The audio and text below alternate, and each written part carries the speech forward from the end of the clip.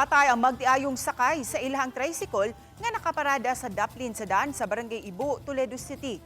Human madaro sa usa ka truck nga gikargahan og mga bus ug graba. Nahitabo ang insidente kaganihang kadlaw.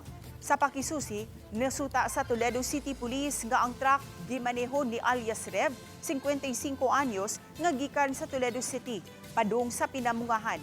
Gikasugat ni ini ang laing truck nga gimaneho ni alias Tino, walay karga, gikan sa Pinamungahan, paingon sa Toledo City.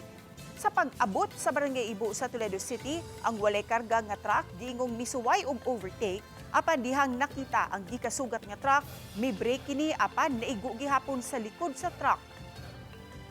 Tungod sa impact ug kabugat sa dala sa truck, milahos kini sa kilid sa daan ug midaro sa nakaparada nga tricycle, diin natulog ang magtiayong si alias Jeff ug Olid. Dalahos pa sa vulcanizing shop ang maong truck. Hinungdan nga patay diha dayon ang duha ka mga biktima. Samtang ang driver sa truck samdan usab ug nadala sa tambalanan. Napriso na ang driver nga si alias Tino. Karon pagay ko kay balo nga usay anak sila mo higda sa ilang tricycle.